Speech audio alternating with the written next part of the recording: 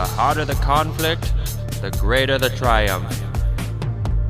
A fiercest serpent may be overcome by a swarm of ants. Lead me, follow me, or get out of my way. Age wrinkles the body, quitting wrinkles the soul. Oh, I've not seen that director's cut. Battle buddies. Battle Buddies. The worst of Okay. the cuts. Did you see the Donnie Darko director's cut? I love the Donnie Darko's director's cut. Did you like the music in it? No, the music's obviously not as good.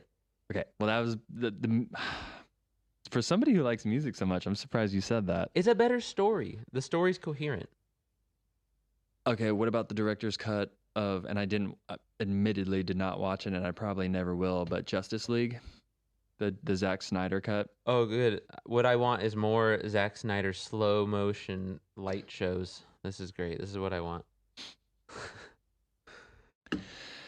I have been, since we did Julius Caesar, and we've been talking about Julius Caesar.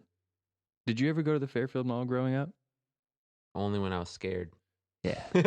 That terrifying place. The good old Fairfield Mall. Well, I used to walk there. Okay. Thanks, Mom and Dad. And they used to have the Dairy Queen Orange Julius tandem. Did you ever get an Orange Whoa. Julius back in the day? Never got an Orange Julius. You fool! Orange Juliuses are delicious. And then I watched this TV show with my wife called Single Drunk Female about this chick who is getting sober or whatever. Is that good? I like it, Yeah. but I'm, it's like, oh, it's me, but a girl. Anyway, she gets an Orange Julius in one of the episodes, and I was like, man, dude, the universe really is kind of just yelling at me to get an Orange Julius. Did you go get one? No, but if I do, you know that when I order the Orange Julius, I'm gonna be like, hey, and I just start spewing a bunch. Have you ever heard of the Gallic Wars? She'll be like, excuse me? And I'm like, you probably get this all the time, don't you? People talking to you about Julius Caesar ordering an Orange Julius. You're like somebody, like a Redditor out in real life. Like, did you know that Caesar was actually responsible for killing millions of people? And you're just using that Winston name. Churchill actually really sucks, Yeah. by the way. Hey, welcome to Battle Buddies, ladies and gentlemen. Welcome. We got some exciting things going on here over at Battle Buddies. As you can see, we are coming to you from in video format, Possibly. maybe. So that's cool. That is cool. You guys have been listening a lot more to us. We have over 1,000 listens. Thank you. And on May 6th, maybe by the time that May 6th happens, I might just say that our birthday's Cinco de Mayo because that's more fun. That is more fun. Yeah, Cinco de Mayo. Our birthday is May 6th for when we recorded this, but it might turn into May 5th real quick. Yeah. But anyway, we're coming up on 1 year, and we've recorded almost 24 hours worth of stuff. Really? At least, I think. Yeah. We have 20 episodes. It's going to be difficult for me not to look at you. So I just got to remember that. To not look at me? Yeah, because You we're can look at me? I don't want the audio to be like, why is this dude's head moving? Just commit here. I'll turn a little bit too. There we go. I'll turn my little mic a little bit. There we go. Fine. Looking. Okay. It'll be easier once you're just spewing information at me about Julius Caesar. Well, and the fucking Gaul. I learned a lot about the Gaul. Just don't ask me if they're Celtic people or not. Do you want to do a previously on Battle Buddies? Yeah, sure. Let me do that. We're coming. This is episode 2 Ooh, of Julius Caesar and the Gallic Wars. If you haven't listened to the first episode, go back and do that. You should. It was a good episode. I liked it. And if you're not going to do that, I respect your confidence in being like, no, I'm not going to do what you tell me, and staying on this episode. I appreciate that. Yep. It's very punk rock of you. You know what? It almost works too because we're going back to before the timeline of the last episode. And let's be Or not. honest, Caesar would have done the same thing. Caesar, that crazy guy. that big old dick of his. So Caesar, he's in Rome. He's Roman, and he just finds himself, going past Cisalpine Gaul towards some Gallic people and murders 1,000,000 of them. We don't know how many, hundreds of thousands.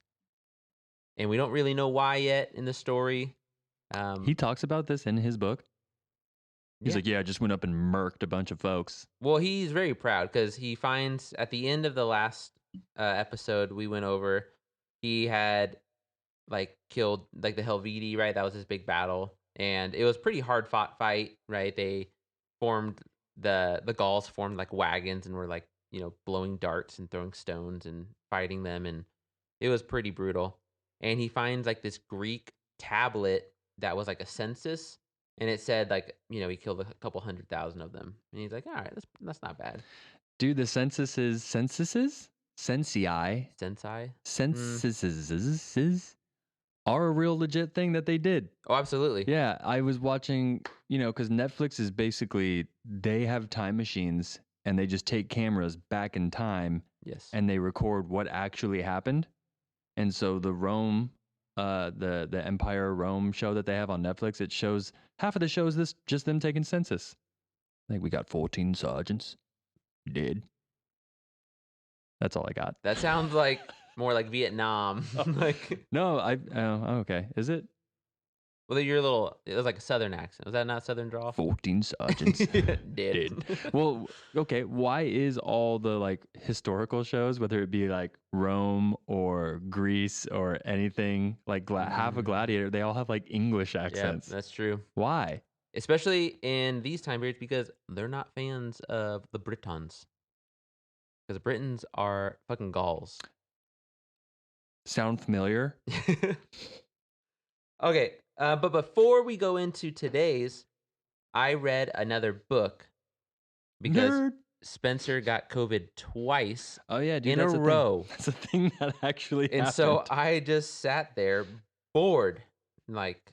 That's also why you guys have been getting a lot of edits. He's just been laying on his couch editing on shit the internet of all little supercuts and stuff of our shows, is because I have been so stuck in a house that I had to feel productive. And I also feel bad for Kevin doing all the editing. So that's me being like, hey, look, I edit stuff now too. Dude, it was good because then it was reflected, and I was telling him, I feel bad that I don't have anything to edit right now to show them my interest in this. See, this is just love, dude. It That's is what love. this is. This is That's a cool good, relationship. That's a good feeling. We have a romance. A Roman No, ants. I didn't mean to do that. All right, so our news source is War, Women, and Druids by Philip Freeman. This is a very cool book. It's short, and it's just it's what academic books should be. It's just the hits. It's just, don't bore us, get to the course. Here's some cool quotes. And he does a great job of just telling you who these fucking Galtic Celtic people are.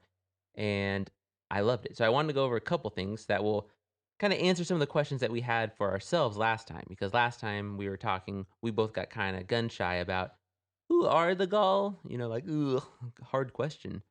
Who are the Germans, right? Those are hard questions. And there's always the big question that we kept talking about last time is any of this story real because it's written by a Roman? And I'm going to say now that my thoughts are this book's more real than not real. The Caesar's Gallic campaign. What's a druid? A druid? Oh, you want to talk about druids first? Yeah, I need this. I need these questions. Are we gonna get there? No, let's start with it. I have it all outlined out for any questions you had. What's a druid? So, druids, there's 3 in these Celtic Gallic peoples, and there's many of them over hundreds of years, and so they change dramatically, right? And so that's an issue that we can just accept. But we can say that there are 3 classes besides warrior, standard peasant stuff, and that is the bards. They loved their bards because they didn't write a lot of their stuff down. They did write some down, more than I thought, but sacred texts couldn't really be written down, at least as far as we know. So there are bards. Bards are super important. We'll talk about bards in a little bit. There are the vats or the vates, and they are kind of in charge of natural phenomena. So they're just kind of helping people This sulfur is that kind. I don't know, like reading signs and shit like that. But then there's these druids, and these druids are crazy. They are like these religious, political scholar type people. They're the most, in my mind, the most learned of the group. And what's interesting is a lot of them are women, or at least some of them are women. They're never portrayed as women in like modern takes on this Dude, shit. I didn't know that. Yeah, either did I. But reading through this, they're like, no, they're women, and they're fucking metal. Like some of these women priest things, like there's an island that they say is all women, and they're like all like druid women. And Is it like a bunch of goth girls? oh wait, so they like Oh, wait. every year they tear down like their temple and they rebuild it. And if you fall down carrying like the wood to it, they cut you open and like and they said that's not the bad part. The bad part is they're prone to tripping each other. Like, ooh, it's intense. So, okay. So a druid, it's saying here on the internet Sure. that it's a druid was a member of the high-ranking class in ancient Celtic cultures. Druids were religious leaders as well as legal authorities, adjudicators, lore keepers, medical professionals, Yep. and political advocates. I would say all that's true. And That's a lot of things. it's hard too because just like the Roman Empire, the Celtic people and the Gallic people, hundreds of years, right? Like we're talking a huge history, and so it's hard to classify these groups in these time periods. But I did through this reading was able to like parse out like as early as the 2nd century BC, which is ours is like 50 BC is when our story's taking place. This is accurate. Like these people are known for this. Okay. Follow-up question. Yeah. Do we have druids still to this day? I wouldn't say like we did then. What would you call them? What would be the today's equivalent of a druid? It's hard. I think it depends on the context. Like there's no druid complete. Like there's no full druid, but like the hippie putting a flower into a gun, kind of like a druid. Because That's cool. the druids have been known to run out between two Gallic people about to fight, stand in the middle, and then they both stop because It's a metal move. these dudes are intense. The Gallic Celtic people are fucking fierce warriors. And they respect the druid so much that if a druid went out and started shouting, they're like, that motherfucker's casting a spell. And they all just stop. And they're like, sorry, didn't know we weren't allowed to fight right now. And they will stop fighting. And that's fucking nuts because these people are notoriously like hot-headed when it comes to fighting. This is crazy. I mean, I'm seeing so many different. Wait, I have the quote. Tell It me. has often happened that just as two armies approached each other with swords drawn and spears ready, the druids will step between the two sides and stop the fighting, as if they had cast a spell on wild beasts. Thus, even among the wildest barbarians, anger yields to wisdom, and the god of war respects the muses. That's dope. That is dope. Also, for fans of like Midsummer and Wicker Man, so these religious festivals, especially for spring festivals, Yeah. they would definitely build enormous figures that would fill with living people and then Ooh. catch it on fire. So it brings a whole new definition to Burning Man. am I Burning Man, right? let's bring Burning Man back to its roots. Yeah, is that like what is that where they get that whole Burning Man thing? Like, is that where the name comes from? I don't know. But why They is don't know what Burning they're Man always doing. like the first week of college coming back? I don't know, dude. Never could go. Never could go. You don't talk to me about Burning Man, dude. I don't. For some reason, I don't have a lot of like, man, I really want to go to Burning Man. Like Okay. it's in the middle of the desert. I have a little bit more on their religion based off of what we're talking about druids, right? How is like their religious practices followed? So this is a quote. The Gauls all say that they are descended from the god of the dark underworld, Deus, and confirm that this is the teaching of the druids. Because of this, they measure time by the passing of nights, not days. That's dope. That's dope. That sounds like Magic the Gathering. Yes, it does sound like Magic the Gathering. Okay, so now can you like tell me like this is obviously a very popular thing in Dungeons and Dragons and Sure. that kind of stuff. What's a druid? So you're a dungeon master, correct? I've tried. Don't do that to Yeah, yourself. yeah, Just sure, say yeah. yes. Yes. Okay. What is a druid in D&D? In D&D, the druid is more just like, it's not the same. They're just like kind of, one with nature or one with the beast. And so like they can like use those powers. But there's not like this element of darkness with them. No? It's more about like the harmony. Oh, interesting. Okay. As far as I understand, it's more about like the preservation. It's more like the conservist. Like they're trying to like conserve the nature around them. Okay. And harness those powers. But D&D's multifaceted, right? So like they operate in a multiverse, so it depends on the race and the multiverse you're operating in. It's true. Okay. There's a lot of definitions to a druid. Yes. Hey, if you're a druid, email us at battlebuddiespod@gmail.com and just, tell us what your life is like. What's for breakfast? Oh, I got that. Oh, word? Of course I focus on the food agriculture. He said, I got that. This is the guns, germs, and steel stuff, because I wanted to know, my big question in my head while I'm reading this shit, how different are the Romans and the Celtic Gauls in timelines of like guns, germs, and steel timelines? Like how much more advanced is one than the other one? Like has one been for 1,000 years not having to be hunters and gatherers? Like if they have 1,000-year head start on the other guys, they're gonna fucking dominate them because they've had 1,000 years to let invention and innovation and mining and all that kind of shit take over. But it turns out, I think that they are fairly. It's similar, but there are differences, as we know, because these what they can eat and what they can make is, I don't know, what we would accept today from places like France and Britain. So let's go over their food first. These are from different reports. They would also eat baked fish flavored with salt, vinegar, and spiced cumin. Sounds really good. Sounds delicious. They also use cumin as flavoring in drinks. They do not use olive oil because it is difficult to obtain, and because of its scarcity, it tastes strange to them. That's accurate. It tastes strange to them. The first couple times you eat like a whole olive, you're like, that was fucking weird. I like it. Well, yeah, it grows on you, but the first time you're like, interesting. It is rather bitter, isn't it? Yeah. Yeah, that's true. And then this is some more stuff on what they could eat and drink. His statement that Gaul is too chilly for wine production is true only in certain colder areas, a fact attested by the modern French wine industry. The Gaulish love of imported wine is verified by the many archaeological finds of classical wine jugs in France. Interesting. And Caesar talks a lot about that like the Gauls love their wine and Italians love to sell them wine because that's how merchants make all their money. But this kind of holds up. So this is Caesar being kind of right. He's not wrong on this. He's painting the Gauls as kind of these like drunks, but in reality, they're like, there's a thing called wine. Life is hella hard, and we can't grow wine. So yeah, we buy wine. Didn't Jesus turn water into wine? Yeah, it's a good move. Save the party. It's a good move. The soil of Britain produces good crops, except for olives, grapes, and other fruits, which grow only in warmer climates. The plants spring forth quickly, but are slow to ripen due to the wet climate. Britain also has gold, silver, and other metals, which have made it worth conquering.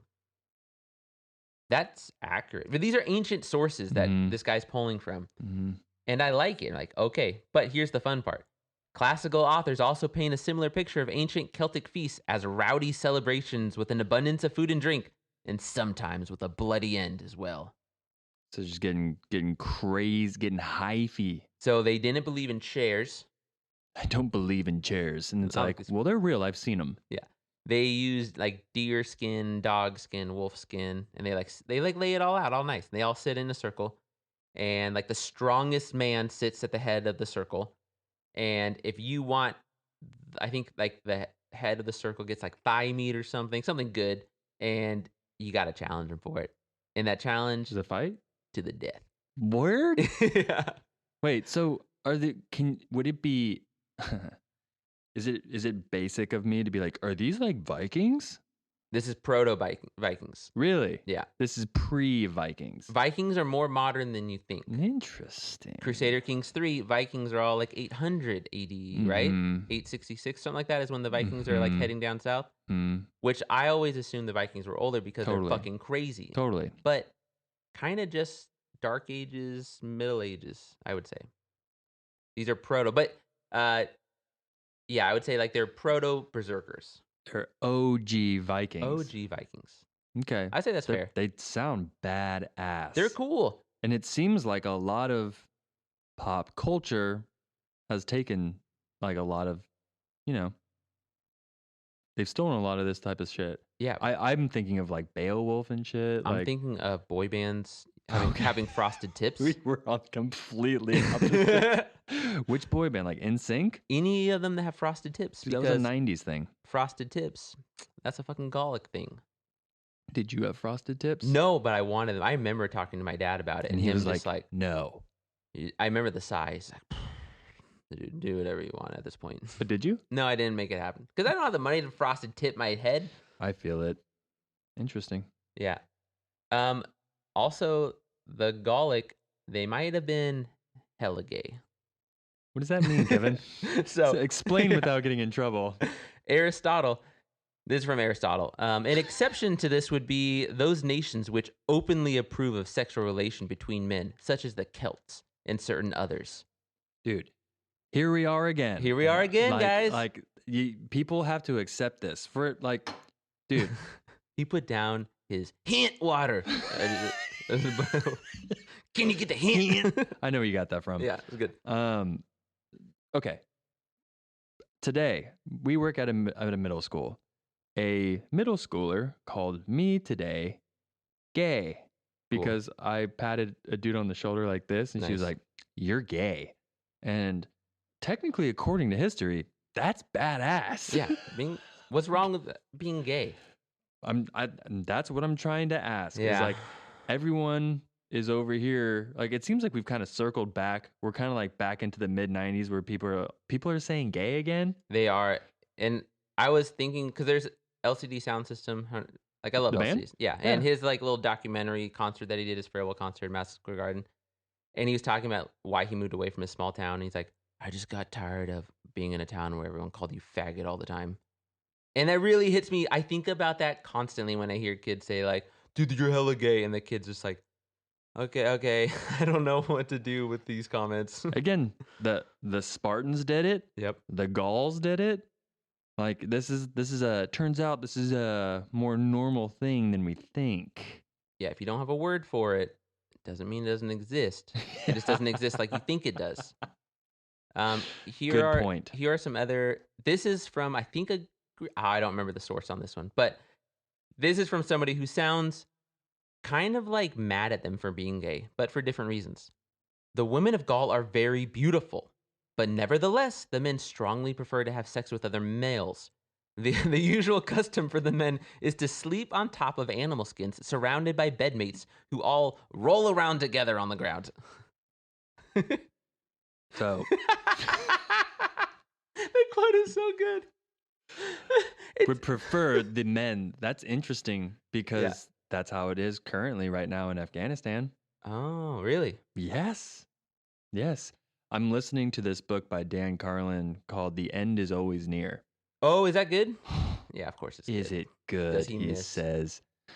So there's a chapter where it talks about, do hard times make harder people, right? Right. And he goes into a lot of that where, he's saying, if you were to go back in time and you would be a young boy and you would have This is good. You would have an older man, forcing you to do that. Yeah. The context is much different back then than it is right now. Yeah, well, so this rolling around thing, I didn't even include the better part, which is he's like, that's not the weird part of them all rolling around on the deerskin. Of course not. The weird part is they don't seem to care who they stick it in. Oh, no. Which I was like, this is kind of dope. Like, they're all going to go into battle. Like, they live for the day. And so there's the greatest sin, and from this guy's observation, was that if you reject some random dude behind you, like, that's not allowed. Like, the greatest sin. For that event. Like, you have to just accept it because that's how they all have fun. Like, if that's what your idea of fun is, have fun. If that's what your idea of fun is, go for it. Man, okay. The women are pretty badass. I have more on women. They did fight. It sounds like the women are more badass than the dudes. Yeah. I do respect this author because he, he starts by like showing some cool stuff the women did, like a lot of female warrior queens and kings and stuff, like fighting off the Romans the best they can. But he makes the point they're still living in a man's world. Like, yes, the women will fight with the men sometimes, and yes, they will. They are way badass. They're still living in a man's world, and they still have to like deal with that. You ever see what like CrossFitter like women or like UFC women? Yes. I like it. Yeah, it's cool. I like it. You know what I mean? You're like really into it. I like it. You like put weighted like vests on your wife when she's not looking. It's like, no, it's just a new jacket I got you. I tend to actually, yes, that's like I do like tomboyish. Yeah. Like, I like a girl who can pop a squat. That's nice. Who can lift herself up. Just saying. Pop a squat. Like, you know what I mean? Like, we're in the middle of the woods. Make it happen. All right. So the final part before we go back into our story, and I'll keep referring to this as questions come up from Spencer, but the main thing that I wanted to say about the Gaul, this is from a Greek author, and I think it's very fair that the Gaul, they are high-spirited and quickly seek out a fight, but on the other hand, they are sincere and not at all malicious, which I think is a good, if I had to be described as a human, that's not a bad way to be described. That's how they're describing the Gaul. Yeah. Sincere and not at all malicious. They're not malicious people. But if they do have to get in a fight, it's going down. It's going fast. Okay. They're hot-tempered, but they're not trying to deceive you, and I appreciate that. I wonder who we could compare that to today. I have many fucking students I can compare that to today. Touché. Kids crying today. All right. Really? Yeah, man. Kids open up if you talk to them. Oh, You know. well aware. And like they're intense kids, so they're not the ones you expect to open up like that. All right, let's get into something fun though. I don't want to talk about that. That's another episode entirely. That was a therapist episode for me.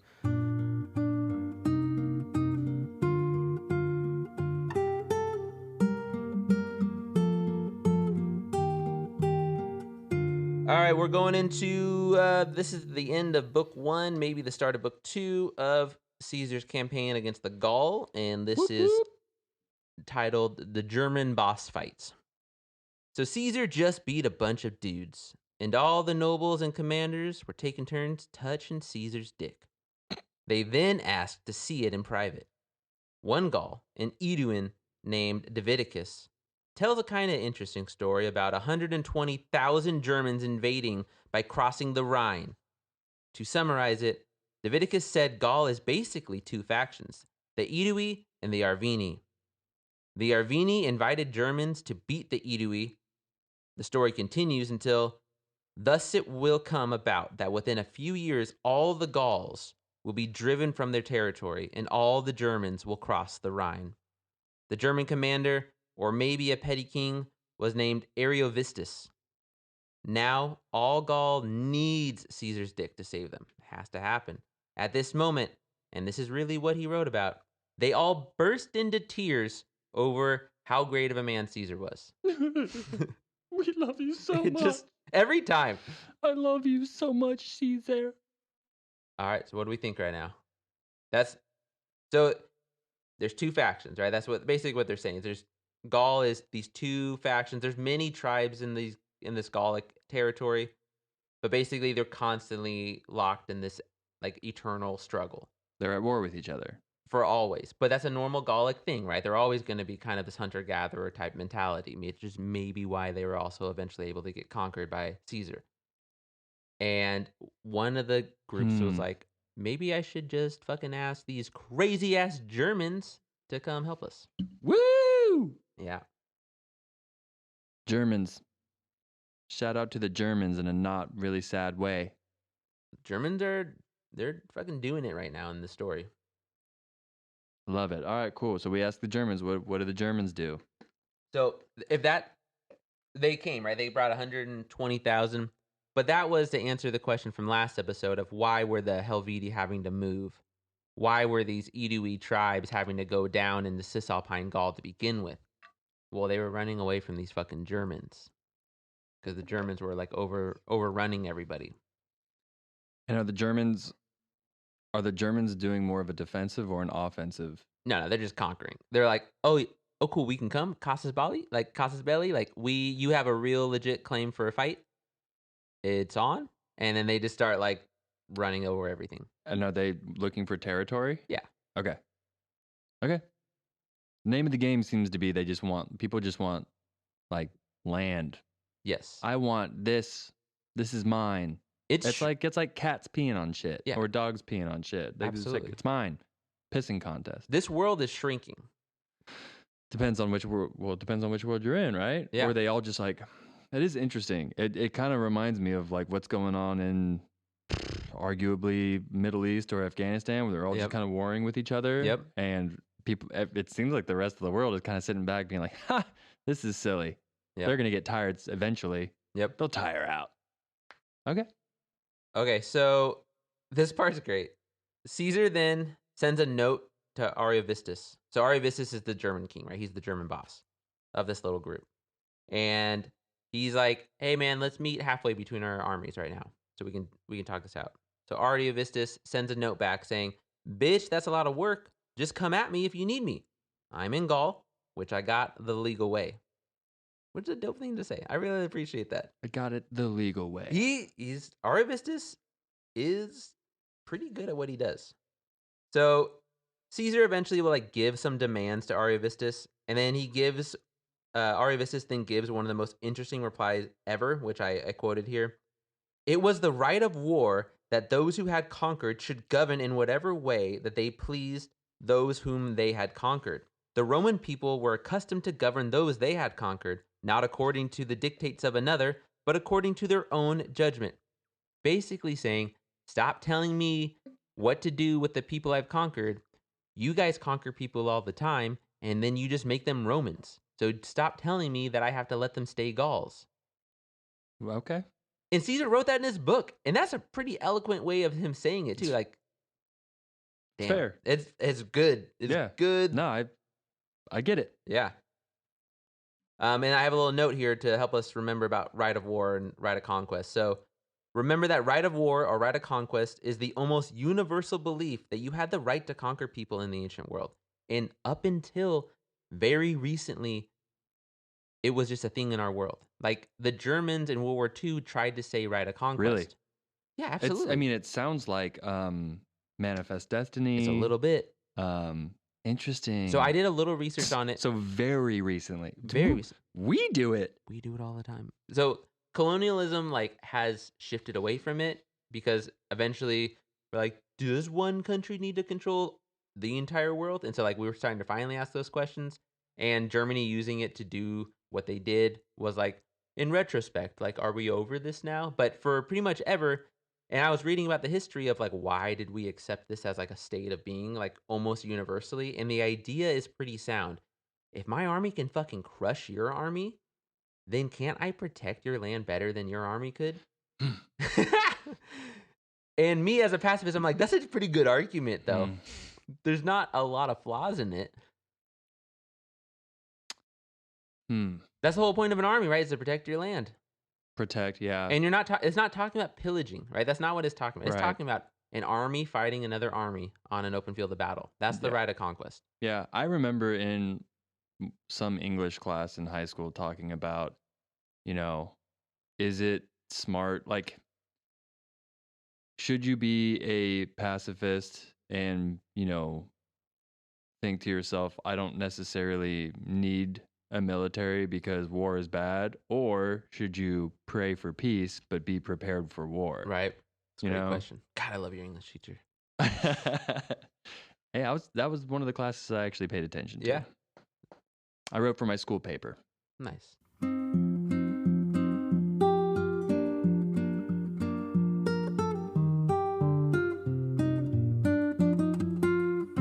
Eventually, Caesar and Ariovistus raced to this town, Vesontio.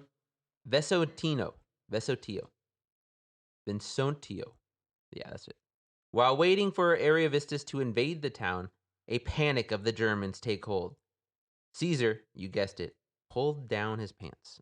The men realized how silly they were. Seriously? No. Oh. But But the idea is that, like, right, they are pretty far away from each other, these two armies, and they both kind of realize, like, we're gonna fight for this one town. Like, we're gonna race to there. And Caesar, of course, can get his legions to go faster. Is this town in Germany right now? No, Where we're are in we? Gaul. So We're in we haven't crossed the Rhine. We're not gonna cross the Rhine for a while. If we do, we're basically gonna conquer all of Gaul. So we got to kick these people out of Gaul to help the Gauls. That's what Caesar just wants to be, a good guy, wants to liberate those Gauls. Do we know how big Gaul is? It's like, well, it depends. Like, if you look at what is Celt at this time, it's just like all of France and all of Britain, and just it's everything to the west of the Rhine, I guess. And Rome is huge, right? Yeah, Rome's huge. This at is when point. Rome is like twice the size of Texas, so it's like 500,000 square miles. I would imagine. So Rome's gonna get bigger when it becomes an empire, but at this point, it's still a republic. But it's still just fucking like, you got these people like Caesar, like, I need to make a name for myself, and then so he just gathers up an army and just starts conquering Italy and shit. That's part of the whole thing, man. Yep. Is that when people are when you're asking yourself why, like, what's the reason for all of this? Is that the culture at the time? Correct me if I'm wrong. When you were a leader, you needed to the meaning of glory was conquering shit. Yeah, like that's what glory was. Was like, oh, cool. I've done my service as a leader. Yeah, you get hostages, right? You'll get like a noble prince. So, like, stop fucking with my guys because I got your son and I'll kill him. Or he can live with me forever. And so hostages work really well. And then slaves, selling the slaves, selling them back to them, selling them to other people, using them. That's how you make your money in this time period, in this area. All right, so eventually, so they're in the town. And it is interesting. Like, they're terrified of the Germans. Like, they've heard these horror stories, and like they're like, we don't know what to fucking do. And like they're listening to the townsfolk, and the townsfolk are like, you guys are gonna fucking get it because these guys are scary. And they're like, the Gauls are scared of them. Like, holy shit, we barely beat them. So it's kind of a cool dramatic moment. But eventually, so like Ariovistus goes near the town, and him and Caesar agree to meet.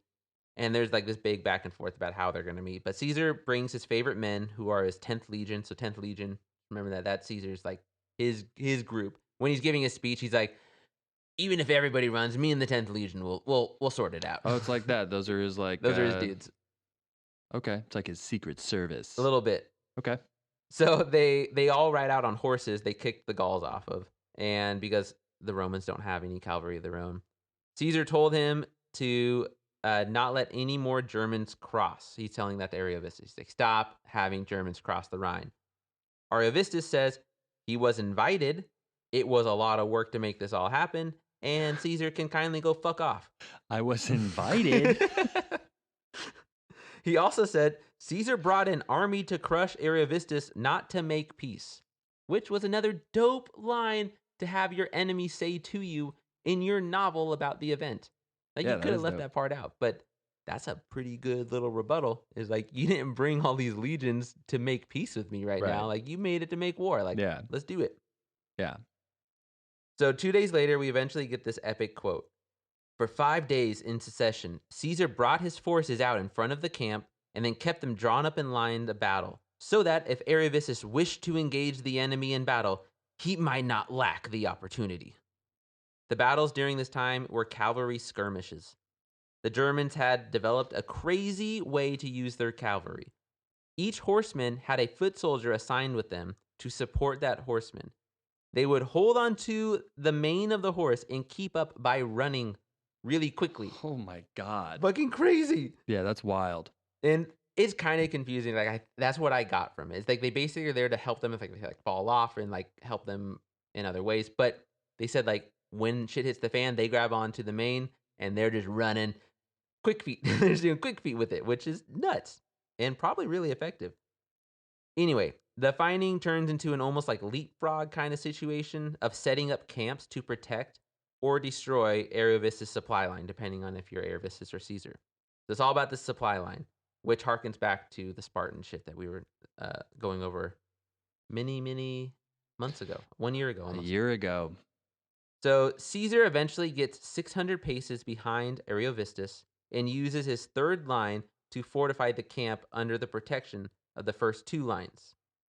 Ariovistus sends 16,000 light infantry to push the Romans off the line, but was unsuccessful. 2 legions and spare reserves stay. 4 legions go back to the main camp, and we'll call this camp Little Dicky Camp. So it was a little confusing. But basically, they're jockeying for position, right? They're trying to cut each other off a supply line. Caesar's like, all right, Ariovistus has too many troops out here. That's actually potentially a weakness for him, because if he can't feed his troops, I'm going to fucking crush him. So then he tries to get behind. He kind of gets behind them, and Ariovistus is like, fuck, you got behind me. So he sends a bunch of men out, and he can't push them off. So Caesar now has a little camp that's like stopping that supply line. And again, the reason why he's able to do this, we talked about last episode, the third line. Having that reserve line ready to go for whatever you need it to be is pretty useful, it turns out. Reserves, man. This will be a clip, and I'll show the third line. Yeah, that'd be Actually, great. I can do that for the first episode. So go check out our clip about the third line. It's like the third rail. Don't Sure. touch it. Don't touch it. Don't touch it. Is that a thing? I have no idea what you're talking about. Isn't that like a subway thing in New York? Like the third rail is the one that's electrified. Oh, So really? like that one will kill you if you touch it. New York, you said? I don't know. Yeah. New Yorkers, email us at Yeah. battlebuddiespod@gmail.com and let us know about that subway life. All right. So obviously, at this point, do you have any questions so far? I've been going through this. Dude, you've been concise. Cool. All right. The next day, Ariovistus gets into a bloody fight with Little Dicky Camp. He has to stop this camp, right? Like this camp is stopping his supply line. Caesar learns that Ariovistus hasn't called for a decisive battle because their holy order told them to wait for the new moon. So again, this is harkens back 1 year ago when we were talking about Spartans, and they can't battle until the gods say they can. Superstitious. Yeah. So they're waiting Druids. for So they're waiting for the new moon. I mean, that's what they said. Whatever religious person was there, read the signs and was like, you can't do shit till new moon. If you do it before this new moon, that there's like some prophecy essentially. They said like, Yeah. if you do it before the new moon, it will end bloody for you or something like that.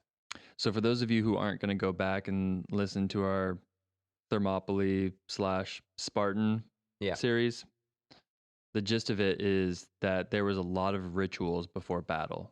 And during battle. And during battle. So me and Kevin were joking when we first learned about this, was like, just imagine having like a line of goats being like, Slit, is it ready yet? Slit, is it ready yet?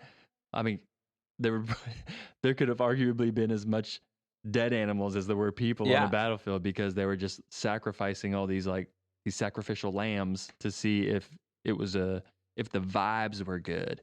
So they had these priests or druids or whatever the culture may be wandering around with them being like, it is decided.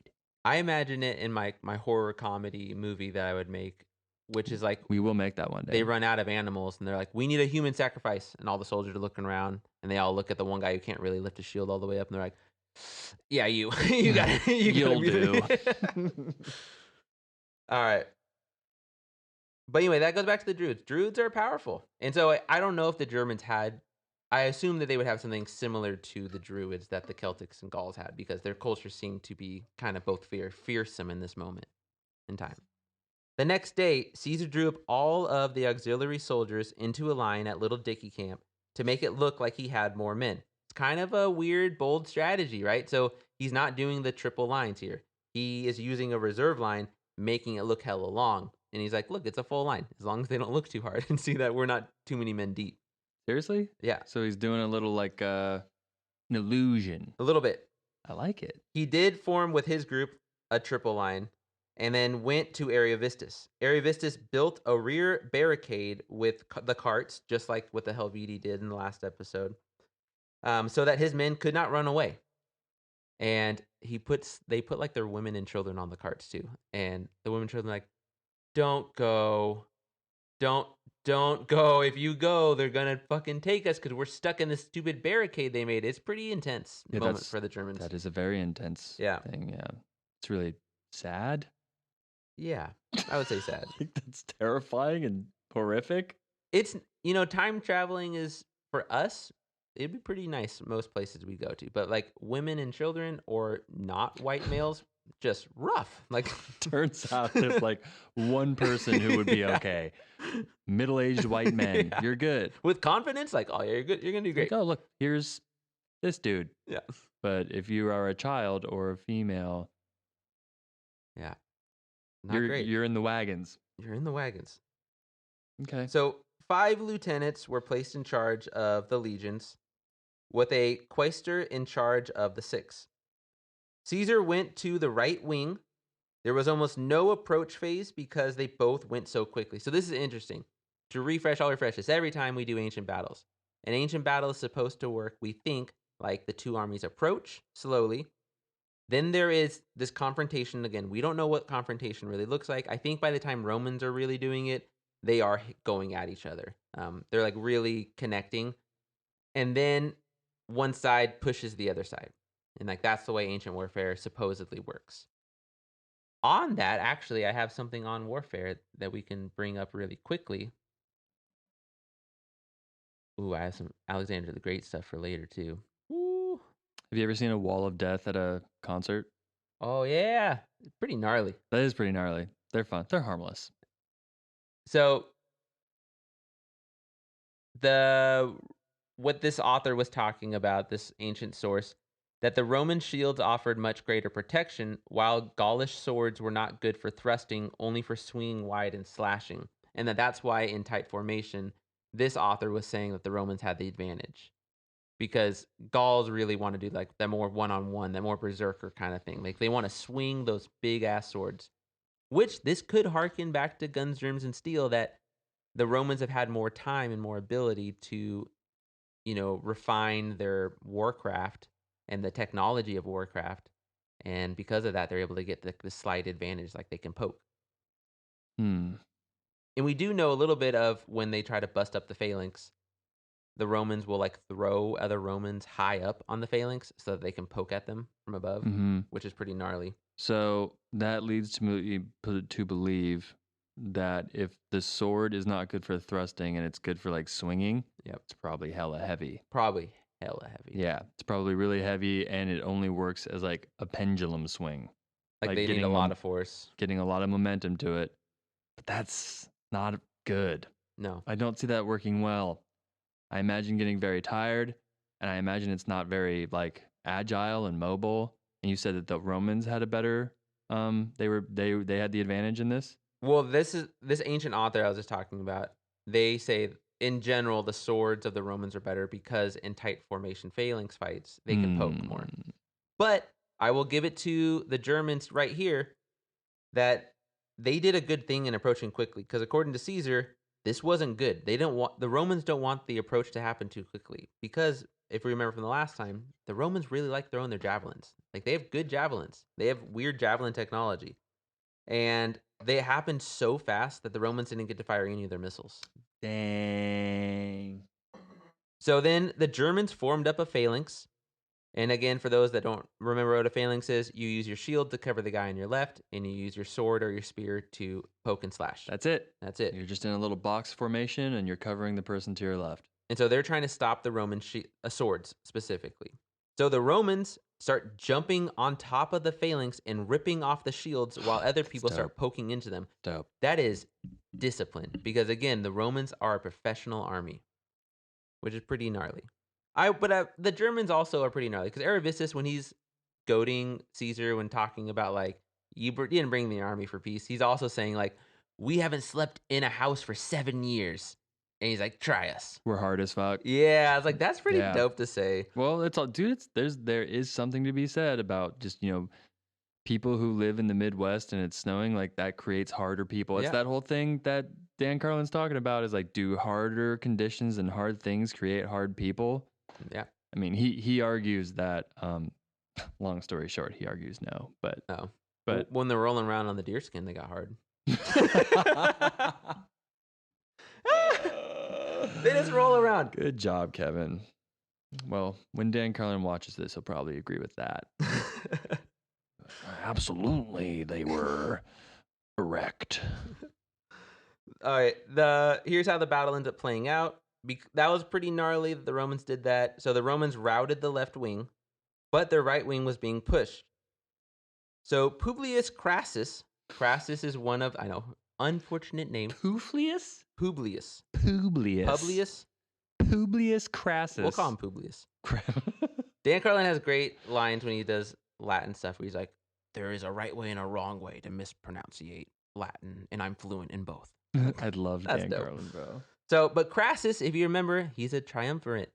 So this is one of his kids. So we don't know if this actually happens or not. This is where you take the grain of salt. Because this dude, suddenly a hero. He is the commander of the cavalry, and it just so happens the son of the triumvirate, Marcus Crassus. And he saves the day by leading the auxiliary soldiers into the right wing. They run all the way back to the Rhine, and then the Germans try to escape. Ariovistus gets away, but most of them do not. I think even one of his wives gets killed, or most of his wives. Yeah. One of his wives. I think He's got some spares. He's a king. Those Just kings in case sometimes. one breaks down. Well, dude, you've played Crusader Kings. Yeah. You have to have multiple wives sometimes. God, Crusader Kings 3 is so much fun. It is also very stressful. It's so stressful. And there's no way to win the game. So Yeah. why am I even getting stressed? Dude, totally. But like so listeners, if you haven't played Crusader Kings 3, if you grew up in the old PC days playing, Age of Empires or Command and Conquer, it's like that on steroids. It's so deep. And like I was even texting Kevin when we just recently got really into it. I was like, man, my son died of pneumonia, and I was like, God, I got emotional, dude. I was like, my son's dead? That's my heir. That's my succession. I've been trying to practice narrating. I really like saying things. Because when you play Ireland, which I'm playing a lot of, and I'm just like, Hannah's like, how's it going? I'm like, well, it'd be great if my fucking dad would die.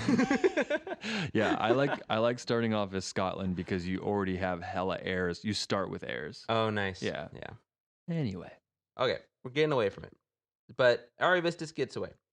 Caesar puts his troops away for the winter, and then he heads to Cisalpine Gaul to hold some court. Yeah. So, job well done, Caesar.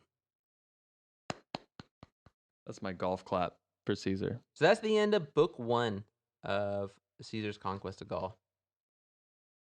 It's a crazy story. It's crazy. It's a really, really crazy story. I love it. Yeah, it makes me want to. Apparently, you can play it in the Total War Rome 2 game. Cool. You can play the Gallic Wars. Video games are wild, bro. Kevin said something hilarious the other day when he downloaded TikTok.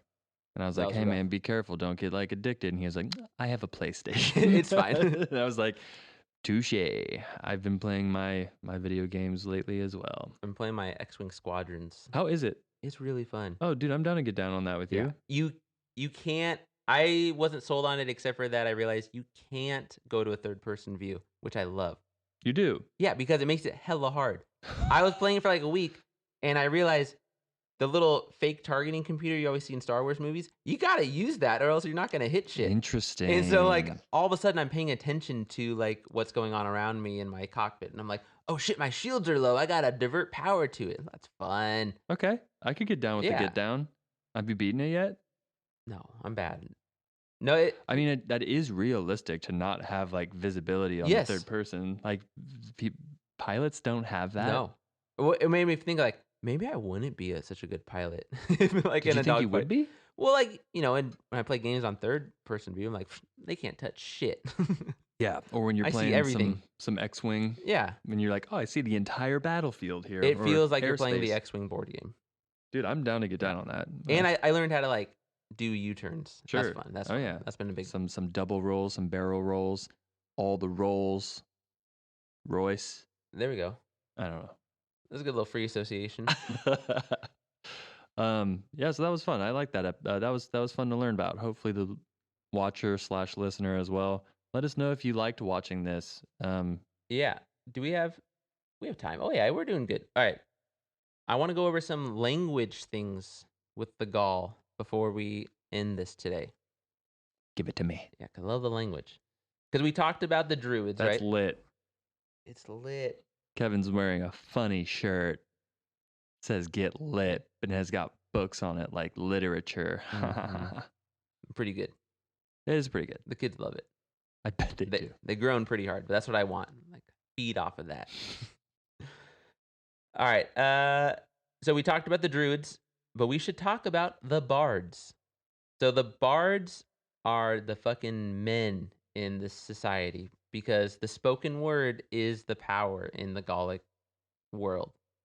And here's a quote from it. Woe be to the king who neglected a bard, as sweet praise could quickly turn to biting satire.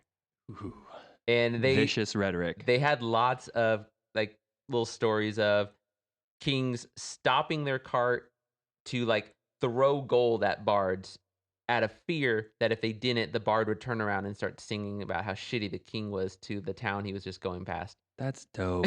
Like, let's give musicians the fear, Tell you like what, that power again. Tell you what this reminds me of, and you might have a similar sentiment, but growing up, there was a lot of people that are like, oh yeah, my older brother used to beat up on me like physically, and I'm like, really? That's crazy. My brother would just make me feel stupid with his words. Yeah, exactly. It's like he would just like destroy you with like rhetoric. Yep. And it was like more powerful. No, I was absolutely. like, can you just like slap me in the face instead? When I remember like trying really hard in middle school to like be mean to my brother one time, we were walking back from the bus stop and I thought I nailed it. And I don't remember what I said, but I remember what he said. That was really good, Kevin. You did such a good job. And I was like, oh, like I just failed so badly. He was being sarcastic. Yeah, he took the air right out of that one. But what's cool too about these Gallics, like why should we care about the Gauls or the Celtics or these ancient people? Their words are still being used today. So the Gaulish word bardos, which he uses, found its way into English as bard. So bard is a Gaulish word.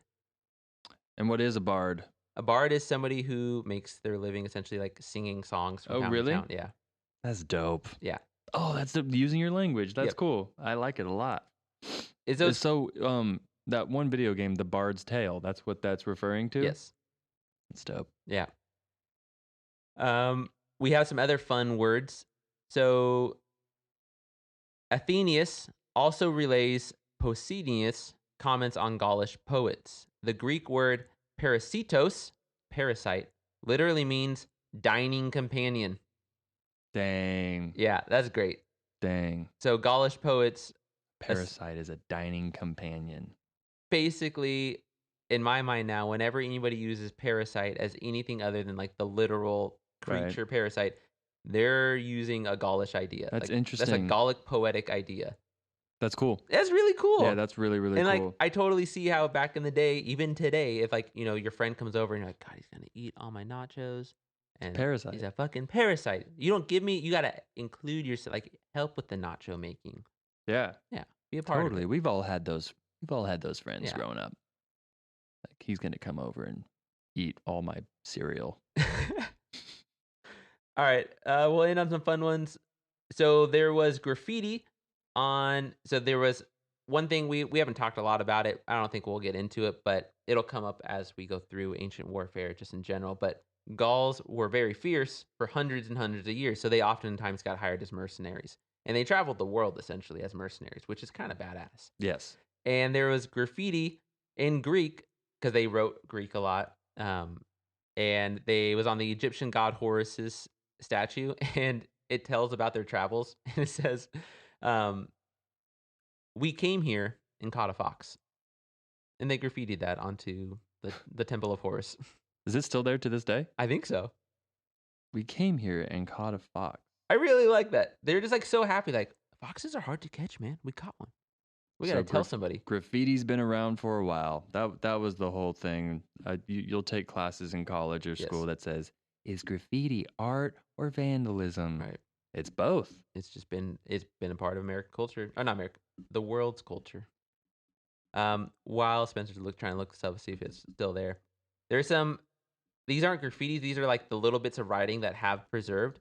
And what types of writings do you think have preserved over time from these people who barely ever wrote anything down? Say again, sorry? These Gallic people, these Celtic people, they wrote some things down, but not a lot. What types of things were they writing down? Poems. Yeah, poems about what? Sex. Yeah, they're just I knew They're it! trying to get it. So let's go through some of these. Give it to me. Some of the Latin phrases are simple and charming. Salve tu puello, be well, girl. Or, Ooh. yeah, right? It's kind of good. Ave Veil Bella too. Hello, goodbye. You're beautiful. Others are a little more direct. Acidi Urbana. City girl. Give in. Yeah. There's fun That's ones. a Hallmark movie one. Janetta Vis Cara. Hello there, sweet girl. Are you willing? Mani Natha Gabi Butaman Iman, which means, come on, girl, take my kiss. But here's where the fun part happens. The word translated as kiss, which is Gaulish Buddenton, may in fact be related to an old Irish bode, which is a penis. And it might be better translated as, come on, girl, take my penis. That's good. That's good classic humor. Some things never change. And just because, that's very penis oriented, let's end with the female side of it. So finally, a young woman responds to the advances in at least one of these inscriptions, suggesting no lack of self-confidence among Gaulish women. Geneti ima daga unipi. I'm a girl who is good and beautiful. Yeah. Yeah, that's a response. You are good and beautiful. That's cool. Ladies, you're good and beautiful. You're good and beautiful. Yeah, I like dude. that. Listening to all these dudes just talking about their swinging ding-dongs. Unreal. Okay, well, that's crazy. That was fun. That was Language. I like that a lot. It's- Poems It's about so sex. interesting that, like, one, content never changes No, it doesn't. at all. And just how much of our language is related and directly comes from such an ancient people that, like, we kind of write off, I guess. Maybe not in Ireland you write them off, or in Wales, but I don't know. I don't hear about them a lot when I'm studying the ancient world. No, it makes me think that perhaps the idea from Anchorman, I want to be on you, maybe he got that Yep. from a Gaulish poem. Mm. It's very He's like channeling it. direct, Yeah. very straight to the point. Yeah. Well, that's fun. So where are we going next? Where are we headed to next? We're going to keep traveling. Caesar's obviously going to have to, like, fight some people. Let's look here. Does Caesar lose? I can't ask that. That's a silly question, right? No, Caesar doesn't lose. Nice. He can't lose. My son is 4 years old, and his thing right now is we'll be like watching Batman. He's like, Batman never loses. He likes people that never lose. Yeah, so we're going to keep traveling. I think we go northeast, kind of towards Germany, fighting with them. So we'll be going there for a while. I found out today, listening to the German national anthem that was made post World War II, just so we're clear, they don't say motherland, they say fatherland. Vaterland. Really? Yeah, I thought it was interesting. Because Heimat is motherland, but they don't say that. They say fatherland, which is interesting. Yeah, they're like the only people that don't. Like, why did they give it a male? I wonder what. Sometimes people just try to be different. Yeah, it could literally be that. People just try to be different. Speaking of different, for those of you who are different out there, we love you. Thank you for watching. Yeah, different people rule. Thank you for stopping by at Battle Buddies. We appreciate your listens. One thing that you could do that would be extremely beneficial is subscribing or rating and reviewing our podcast wherever you may listen to it. Yep. That'd be really And if you nice. enjoy our stuff and you think that there is somebody out there that would also enjoy it, sending them or talking to them about our show would be amazing. It'd be the best thing you could do. We would greatly appreciate it. We would greatly appreciate it. We got some goals here coming up with all the listens that we've been getting lately. And if you guys continue to listen, we will continue to be able to give this kind of stuff to you for free 99. Absolutely. And the more you listen, the more we'll do it. That's Yep. how it goes. And we hope genuinely from like the bottom of my heart, like I hope you guys love listening to this as much as we like making it. Yeah, we're gonna free Taiwan with this content.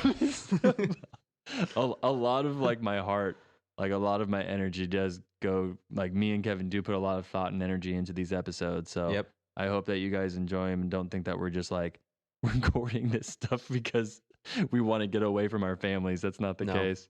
we just genuinely have a passion for it. Like I am passionate about what we do here. Yep. So Trying to bring the families into it. totally, yeah. So if you guys haven't already, go check out our Instagram. I've been doing a lot of some micro edits, bite-sized stuff of our show. They're great. We're gonna be posting some stuff more. We're gonna try to have more of a presence on social media, for better or worse. Yep, we're there now. Yeah. So thank you for listening, and we will see you probably next week. Yeah, oh yeah, we're on it now. Bonsai.